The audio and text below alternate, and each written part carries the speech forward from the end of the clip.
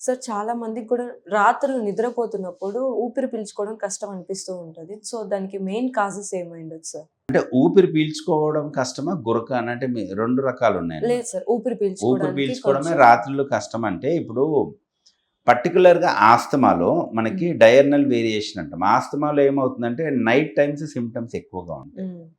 So, వాళ్ళకి ఉదయం పూట బానే ఉంటారు. నైట్ వచ్చేసరికి ఆ బ్రాంకోస్పాజమ్ పెరిగిపోయి వాళ్ళకి పిల్లి కూతలు, దగ్గు, ఆయాసము హ్మ్. అవన్నీ ఎక్కువవుతాయన్నమాట. సో, హ్మ్. టిపికల్‌గా మనం ఇది చెప్పేది ఎక్కడ ఈ నాక్టర్నల్ సింప్టమ్స్ ఎక్కువయ్యేది ఎక్కడ అంటే, నైట్ సింప్టమ్స్ ఎక్కువయ్యేది ఎక్కడ హ్మ్. అంటే ఆస్తమాలో అన్నమాట. హ్మ్. సో, అట్లా నైట్‌లోనే సింప్టమ్స్ ఎక్కువగా వస్తున్నాయి, నైట్‌లోనే ఆయాసంగా ఉంటుందంటే మనం ఆస్తమాను ఒకసారి రూల్ ఔట్ చేసుకోవాల్సి ఉంటుంది. అది హ్మ్. పీఎఫ్టీ, ఎక్స్‌రేస్ కొన్ని బ్లడ్ టెస్ట్ చేస్తే మనకు అది నిర్ధారణ అవుతుందన్నమాట. అదే రకంగా కొన్ని కేసెస్‌లో సీఓపీడీ అంటాం మనం. హ్మ్. Chronic obstructive pulmonary disease. దాంట్లో కూడా కొంచెం నైట్ సింప్టమ్స్ అనేవి రావచ్చు. హ్మ్. చల్లగా పర్టిక్యులర్‌గా వింటర్ మంత్స్‌లో. హ్మ్. వింటర్ మంత్స్‌లో నైట్ చలి ఎక్కువ హ్మ్. అవుతుంది హ్మ్. కాబట్టి హ్మ్. ఆ సింప్టమ్స్ కొంచెం అగ్రవేట్ అయ్యే ఛాన్సెస్ ఉంటాయి. హ్మ్. ఆయాసము, దగ్గు అవి పెరిగే ఛాన్సెస్ ఉంటాయి. కాకపోతే ఆస్తమా కొంచెం యంగ్ పేషెంట్స్‌లో వస్తుంది అండ్ లాంగ్ హిస్టరీ ఉంటుంది. హ్మ్. సీఓపీడీ కొద్దిగా ఓల్డర్ పేషెంట్స్‌లో వస్తుంది. మెయిన్‌గా స్మోకింగ్ హిస్టరీ ఉంటుంది వాళ్ళకి. ఓకే.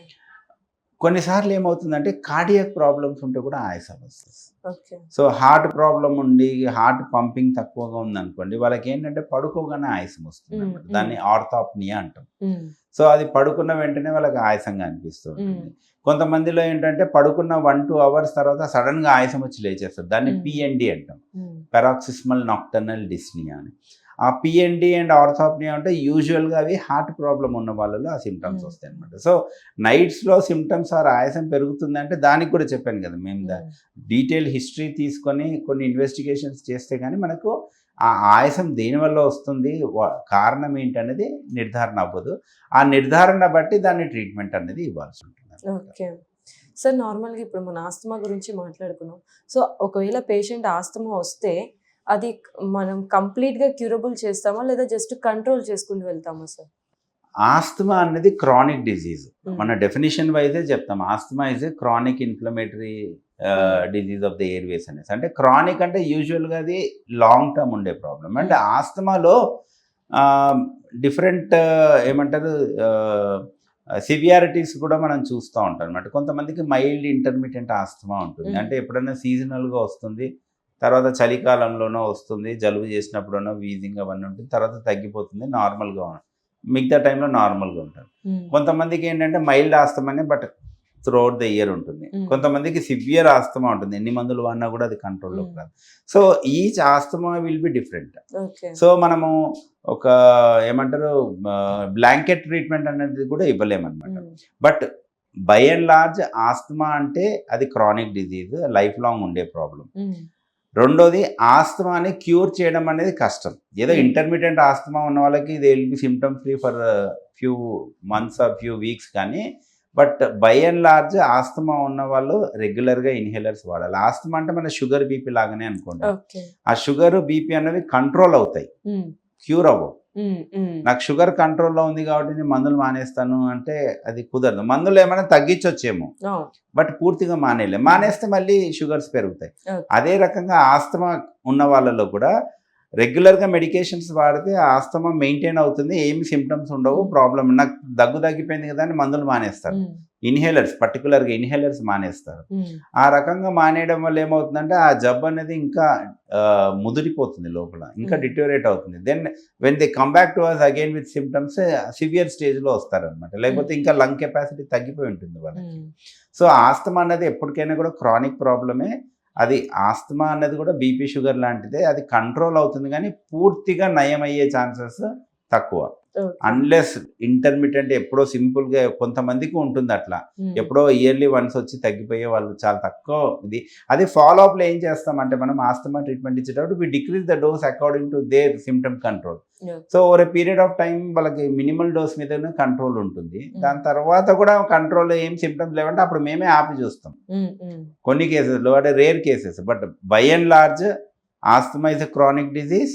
దానికి సింప్టమ్స్ లేకపోయినా కూడా మీరు ఇన్‌హేలర్స్ అనేవి రెగ్యులర్‌గా కంటిన్యూ చేసి డాక్టర్స్‌తోని ఫాలో అప్‌లో ఉండి వాళ్ళ పల్మనాలజిస్ట్ పర్టిక్యులర్‌గా వాళ్ళ దీంట్లో నువ్వు డోసెస్ తగ్గించుకోవడం అనేది చేయాలి, కానీ మీ ఎంతకు మీరు చేయడం చాలా మందిని చూసాను, నాకు దగ్గు లేదు కదా ఇన్హేలర్ ఎందుకు వాడాలి, నాకు అండ్ రెండోది డాక్టర్స్ దగ్గరికి రారు, దగ్గు వచ్చినప్పుడు ఇన్హేలర్ వాడతారు, దగ్గు లేనప్పుడు ఇన్హేలర్ వాడతారు. వాడికి 2-3 రోజులకు ఒకసారి దగ్గు వస్తుంది, ఆయన 2-3 రోజులకు ఒక్కసారి ఇన్హేలర్ వాడతాడు. అదంతా చాలా తప్పు అనమాట. అది కరెక్ట్గా హ్యాండిల్ చేయడం కాదు ఆస్తమాని. ఈ రకంగా దీనివల్ల ఏమవుతుందంటే మీ ఆస్తమానే ఇంకా సివియర్ అయిపోతుంది.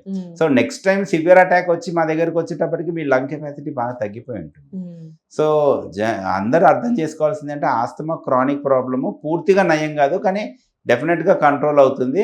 అండ్ డాక్టర్ల పర్యవేక్షణలోనే మీరు ఆ ఇన్హేలర్స్ కానీ మందులు కానీ డోస్ తగ్గించడమా పెంచడం అనేది చూసుకోవాలి.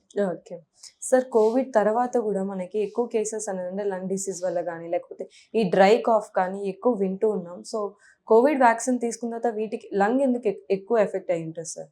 ఐ డోంట్ నో, ఇది కరెక్ట్ కాదు యాక్చువల్గా. అది అందరు నాకు కోవిడ్ వచ్చిన తర్వాత నుంచే ఇవి స్టార్ట్ అయ్యాయి అని అంటున్నారు, కానీ ఏమన్నా 1-2 కేసెస్లో ఏమన్నా కొంచెం ఇన్ఫ్లమేషన్ పెరిగి ఏమన్నా ఆస్తమా టైప్ ఆఫ్ సిమ్టమ్స్ వచ్చాయేమో కానీ, బట్ అది కోవిడ్ వల్ల లంగ్ ఎఫెక్ట్ అయ్యి కోవిడ్ వల్ల మనకి ఇంక్రీజ్ ఆఫ్ లంగ్ డిజీజెస్ అన్నదైతే అట్లా ఆ రకంగా ఏమీ లేదు. కాకపోతే మీడియాలో ఏంటంటే ఆ వ్యాక్సిన్ తీసుకున్నారు కాబట్టి బ్లడ్ క్లాట్స్ అవుతున్నాయి అది చాలా false narrative. That is the narrative created by some people or some news agency or some, I don't know, they have created that narrative అన్నమాట. అసలు సెకండ్ వేవ్ లో ఎంతమంది చనిపోయారు కోవిడ్ వ్యాక్సిన్ రాకముందు, కోవిడ్ వ్యాక్సిన్ ఇచ్చాక ఎంతమంది చనిపోయారు? There is a drastic drop కదా డెత్ రేట్ లో. సో కోవిడ్ వ్యాక్సిన్ చాలా కోట్ల మందిని, లక్షల మందిని, కోట్ల మందిని ప్రొటెక్ట్ చేసింది. దాని గురించి ఎవరు మాట్లాడట్లేదు. అది వేసుకున్న తర్వాత నుంచి నాకు దగ్గు వచ్చింది, అది వేసుకున్న తర్వాత నుంచి చాలా మందికి హార్ట్ అటాక్లు వస్తున్నాయి. హార్ట్ అటాక్లు వచ్చేదానికి కోవిడ్ వ్యాక్సిన్ కారణం కాదు. బ్లడ్ క్లాట్ అనేది ఉంది, కానీ అది very very very minute number of పీపుల్లో వచ్చింది. అది అసలు లార్జ్ స్కేల్ చూస్తే అది వెరీ నెగ్లిజిబుల్. అది సో కోవిడ్ వ్యాక్సిన్ వల్ల ఇవన్నీ వచ్చాయనేది ఒక నెరేటివ్ అంతే, అది నిజం ఏమి కాదు. అండ్ సిమ్టమ్స్ రెండోది ఏంటంటే, ఇంతకుముందు ఏంటంటే దగ్గు ఆయాసము అట్లాంటివి పెద్దగా పట్టించుకునే వాళ్ళు కాదు. అసలు జనాలకి చాలా మందికి కోవిడ్ వచ్చేదాకా లంగ్స్ కూడా ఉంటాయో లేదో కూడా తెలియదు అనమాట. అది దగ్గు వల్లనే నాకు ఎప్పుడు ఉంటుంది దగ్గు అని దాన్ని ఒక నార్మల్ దీనిలాగానే తీసుకునేవాళ్ళు అనమాట. ఈ మధ్య కొంచెం సీరియస్గా కన్సిడర్ చేస్తున్నట్టున్నారు, దగ్గు వచ్చినా ఆయాసం వచ్చినా ఆ భయానికి. So probably they are noticing more అంతే. అంతకు తప్పించి ఈ కోవిడ్ వ్యాక్సిన్ వల్ల మనకి లంగ్ డిజీజెస్ ఇది హార్ట్ అటాక్లు ఏం పెరగలేదు. అండ్ ఈ కోవిడ్ వచ్చి లంగ్ని పర్మనెంట్గా డ్యామేజ్ చేసి దానివల్ల ఏమి ప్రాబ్లమ్స్ అనేవి క్రియేట్ కాలేదు. మనకి ట్యూబర్క్యులోసిస్ అనుకోండి, లంగ్ డ్యామేజ్ అవుతుంది. టీబీ తగ్గిపోయిన తర్వాత కూడా లంగ్ డ్యామేజ్ అయ్యి కొన్నిసార్లు పోస్ట్ టీబీ సిఓపిడి అంటాం, అట్లాంటివి డెవలప్ అవ్వచ్చు టీబీలో. కోవిడ్లో అట్లా పర్మనెంట్ లంగ్ డ్యామేజ్ ఏమి అవ్వదు. సో దానివల్ల లంగ్ ప్రాబ్లమ్స్ పర్మనెంట్గా ఏమీ రావు.